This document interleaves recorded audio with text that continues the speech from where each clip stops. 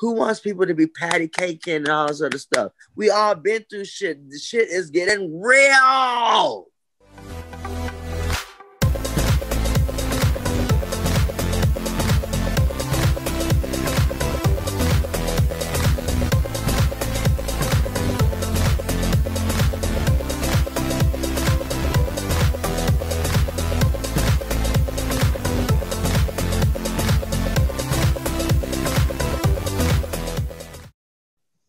What is the most difficult, what is the hardest part about writing and distributing your books? How do you do it? Like, I noticed your books are available online, not only in Kindle, but also hardback.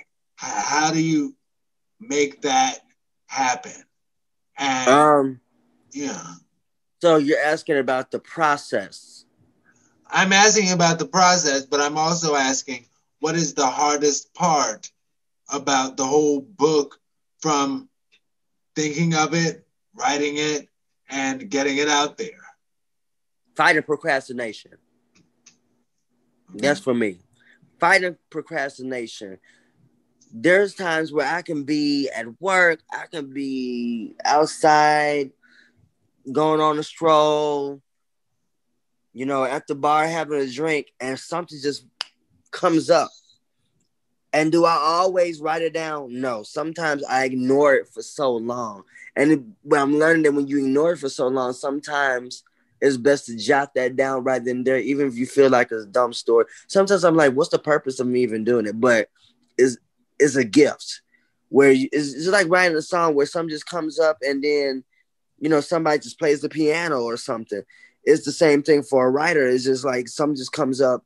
But my thing is, sometimes being motivated and then also fighting your own insecurities and then discipline, because it's time consuming.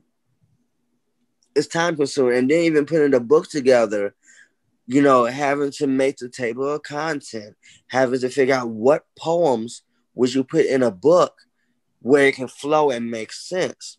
Who's your audience? That's another thing. Who's your audience you're trying to reach? Because if you look at the books I've had, each one from Trapped in a Thing We Call Love, I was talking about me first falling in love and then learning how to love myself, which was a struggle. Amen, brother. The second book was Stages of Perseverance, which was really motivated by a teacher I had, my first Black teacher that really believed in me. Because there was times where I felt like giving up, and I'm like, Stages of Perseverance. He used to say, Stovall, that's how he used to talk. Stovall, your story is perseverance.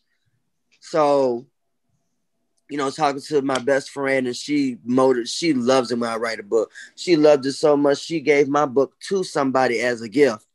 And she was like, because she was so into my first book, she was like, okay, now you talked about how you went through a heartbreak. Now you need to talk about how you got out of there, how you moved. So she also helped me as well. A favorite client of mine, because I work for a doctor, she is her 70s, and she was just like, everybody else is doing what makes them happy. Why don't you? So people like that who believe in me motivated me to just come out of that and be like, you know what? Even if I don't think it's a purpose behind it, I'm doing it for somebody else, because it's somebody else that's going to be blessed with whatever they read. Working past the hardest part. And also, it sounds like that's part of your most enjoyable part of it as well. The people helping you stay motivated. I love it. I love it because I'm my worst critic. Yeah. And that helps you. Now, let me ask this. What is the best advice that you've ever received? The best advice, like I said, my one of my favorite clients, when I told her about the book, she bought my book. and she was just telling me her story about her son, who is um, a black music teacher, who has a bunch of children that he guides, and they won an Emmy or something. They won a Grammy or something. And she was telling me where she came from, and then how she motivated him. And when I told her, I'm like, I don't know if people will like it. She was like, baby, who cares? She was like, look, I done lived to be 70 something years old, and I don't even care. Do what makes you happy. Do what makes Marlon happy. And are you gonna sit there and not listen to a lady who's lived her life, who travels the way, come and go where she wants to, and she does what she wants to do? It's Yes, like ma'am. you don't. You what would you say to that? Because who am I to sit there and discredit her? Because she's teaching me. You know what I mean? 31 versus 70 something. She's teaching me. So when she told me that, like, I was telling her, like, well, I'm worried about people like reading my books, and they may not like my cussing, because I was raised to, not do all that in front of elders. And she was like, you grown, I'm grown.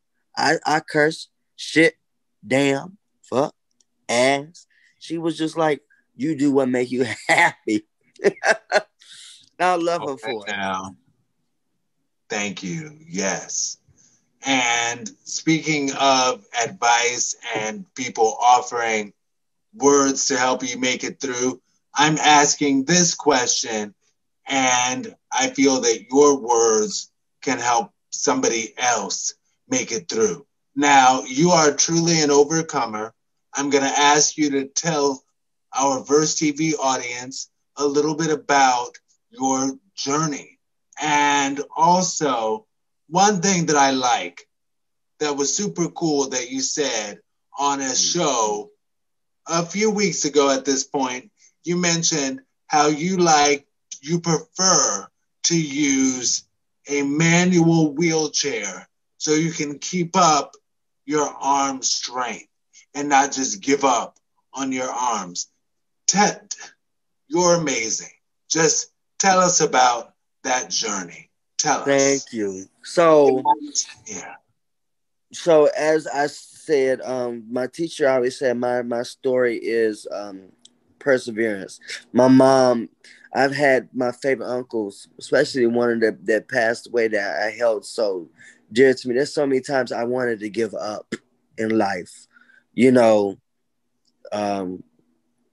when you get older, especially when you have a disability, people don't understand. Like, people see you, but they don't see what you have to go through, and a lot of people see my strength, but then they don't understand sometimes, like, Aaron, when you got conditions, you be like, can I just throw my whole body away? Cause my body and start new. Oh gosh. Don't even get me started. Go because ahead. my body is betraying me. That's what it feels like. That's what it feels like. And it's like you're not your young self anymore. And the older you get, there's more problems. Like me, I have a whole ulcer in my foot again, and I gotta use my wheelchair. But people still love, this Rocky or Marlon, whoever they want to call him. Most of the time, it's Rocky, and they see how fierce I am. They see how strong I am, and every day it's a motherfucking fight. That's the reason why I'm gonna tell. I'm sorry. That's the reason why I'm gonna tell people to this very day. COVID is happening. Okay, that's making everybody depressed. People people want to go and live their lives. People losing their loved ones and whatnot. People are like, oh my God, this is happening to my life. I do that sometimes too. But sometimes we got to say, guess what? I'm going to be that fire with force. Gas me up with gasoline, and baby, I'm about to blow up. You have to fight every day. Life is a fight. We all fight, but we may have fought in different ways.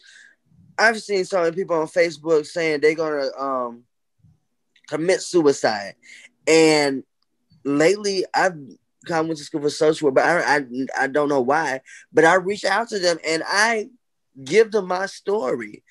You know, I used to be like, oh, I don't want to tell too many people about this, about me, and da da da, because I've been taught that way, where it's just like, don't say too much, don't say too much, da da da. Sometimes you don't know how you helping people just by being transparent and just giving it to them raw and real. Who wants people to be patty caking and all this other stuff? We all been through shit. The shit is getting real.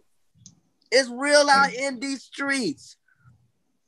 Sometimes you have to give your story to somebody because it may help you. That may be your testimony to help other people. I think that is my thing.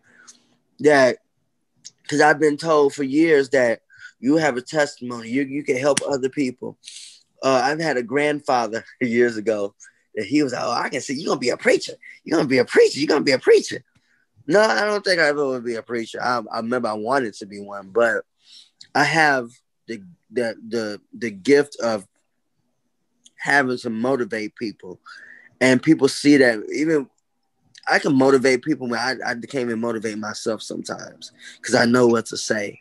I know how to push people to be like, you know what?